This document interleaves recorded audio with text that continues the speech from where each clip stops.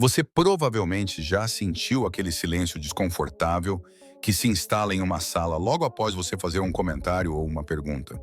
Não é o silêncio da desaprovação, nem o choque da ofensa, mas algo muito mais sutil e, de certa forma, mais solitário. É uma espécie de hesitação no ar, como se as pessoas ao seu redor estivessem recalibrando a própria presença diante da sua. Muitas vezes, você sai dessas interações carregando uma microvergonha, uma culpa silenciosa, perguntando-se o que fez de errado ou por que parece tão difícil simplesmente se conectar sem que haja uma barreira invisível de tensão. Talvez você tenha passado anos tentando diminuir o seu brilho, falando menos, rindo de piadas que não têm graça ou fingindo não notar as inconsistências óbvias no que está sendo dito, tudo para não parecer demais. Se você carrega esse peso, deixe-me lhe oferecer um alívio imediato e necessário. O problema nunca foi a sua falta de habilidade social, mas um erro sistêmico de interpretação do mundo sobre quem você é. A verdade é que a nossa cultura foi construída sobre uma definição rasa de inteligência.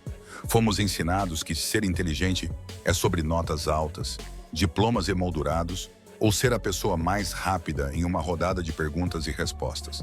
Mas a psicologia profunda nos revela que a inteligência real, aquela que molda a percepção, manifesta-se de formas muito mais discretas e, por vezes, involuntariamente intimidantes. Você não está tentando diminuir ninguém, não está buscando palanques e não sente prazer em ser superior. O que acontece, na verdade, é que você opera em uma frequência de processamento que o ambiente ao seu redor simplesmente não está configurado para receber. Imagine que você possui um hardware mental de última geração tentando rodar em um sistema operacional antigo. A velocidade de processamento, a resolução da imagem e a capacidade de simular cenários são tão superiores que o sistema ao redor trava. Você não é um erro de software, você é um sistema avançado de simulação da realidade operando em um mundo de baixa resolução. Para entender por que sua mente causa esse atrito, precisamos mergulhar na arquitetura do seu cérebro, dividindo-a em 3 camadas fundamentais. A primeira camada é o que chamamos de sensor de alta definição. Enquanto a maioria das pessoas percebe o mundo em traços largos e cores primárias, sua mente capta o subtexto. Você não ouve apenas o que é dito. Você ouve a hesitação na voz, nota a microexpressão que contradiz o sorriso e percebe o padrão de comportamento que se repete há meses. Sua percepção é como uma lente que nunca perde o foco. Isso explica por que você nota padrões onde outros veem apenas o caos. Seja em números, em eventos ou em dinâmicas humanas, seu cérebro faz conexões automáticas, transformando pontos isolados em uma imagem clara e preditiva. Para os outros, essa percepção parece quase mística ou invasiva, mas para você, é apenas a forma como a luz entra nos seus olhos. A segunda camada é o hardware de processamento paralelo.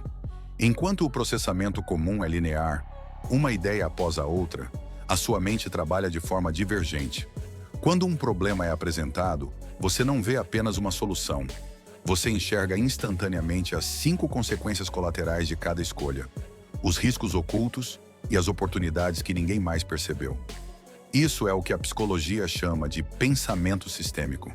Essa velocidade cognitiva permite que você já esteja no destino enquanto os outros ainda estão arrumando as malas para a viagem. E a terceira camada é o filtro de saída de alta precisão. Você tende a escolher suas palavras com uma economia quase cirúrgica. Você busca a clareza verbal porque sua mente odeia a ambiguidade.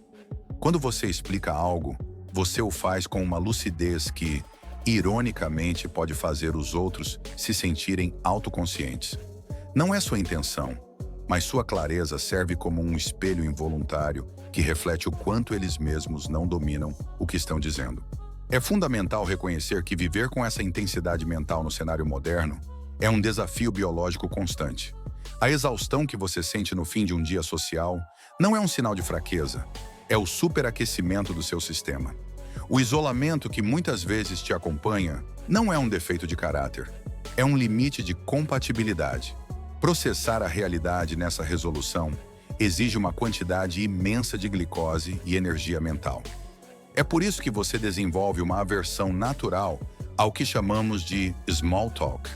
A conversa trivial, o comentário sobre o clima ou a fofoca do dia são como ruído estático para uma mente que anseia por música complexa.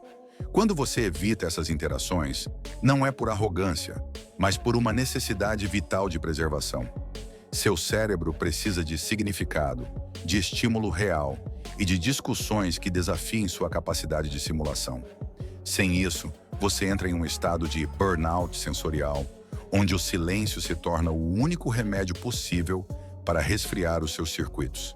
Se olharmos para trás, para a nossa longa jornada evolutiva, entenderemos que o seu traço não é um acidente, mas uma função essencial de sobrevivência coletiva. A evolução nunca mantém características que não sirvam a um propósito maior para a tribo. Nas comunidades ancestrais, você seria a figura indispensável. Você seria o vigia posicionado no ponto mais alto, aquele capaz de perceber o movimento sutil na grama alta antes que o predador estivesse perto demais. Você seria o conselheiro da tribo que, através do seu reconhecimento de padrões, previa as mudanças nas estações ou as rotas migratórias dos animais meses antes de todos os outros. Você seria o estrategista que enxergava as consequências de uma aliança ou de um conflito antes que o primeiro guerreiro tomasse sua posição. A sua capacidade de prever riscos e antecipar o futuro era o que mantinha o grupo vivo. Hoje, as savanas foram substituídas por planilhas e reuniões de diretoria. Mas a sua biologia ainda carrega essa nobre e pesada responsabilidade de ser o radar do grupo. Para ilustrar a sua experiência, imagine uma majestosa sequoia geneticamente programada para alcançar as nuvens e sustentar um ecossistema inteiro em seus galhos, mas que foi plantada dentro de uma estufa de teto baixo. A árvore não tem nada de errado. Ela é uma obra-prima da natureza. No entanto, à medida que cresce, ela começa a bater no teto de vidro. As raízes se sentem apertadas, os galhos não podem se expandir e a própria árvore começa a se sentir demais para aquele espaço. As outras plantas menores, adaptadas ao vaso e ao teto baixo, olham para a sequoia com estranheza e desconforto. Quando você se sente intimidante ou deslocado, lembre-se de que o problema é o teto da estufa, não a sua altura. Você foi feito para grandes extensões, para horizontes vastos, onde sua profundidade não é uma ameaça, mas uma fundação. Tentar se podar para caber na percepção limitada de outra pessoa só resultará em uma vida murcha e em um potencial desperdiçado.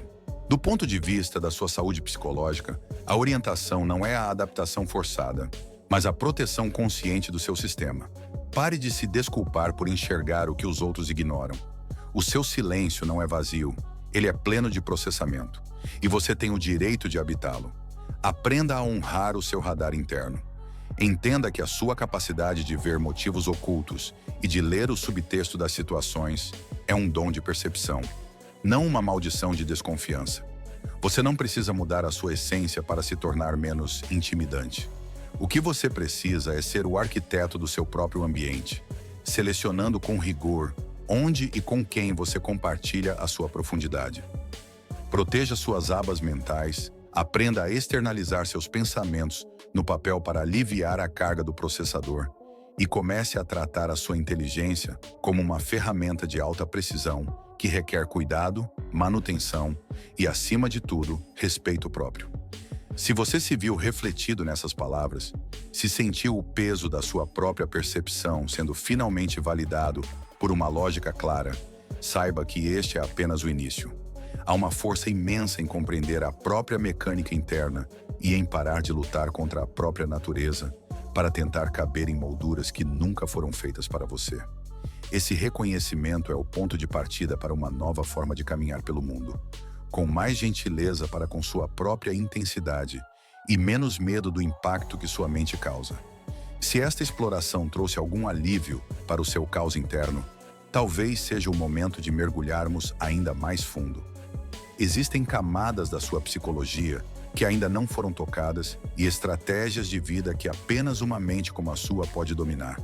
Seria um privilégio continuar essa jornada ao seu lado, aqui na sala de simulação.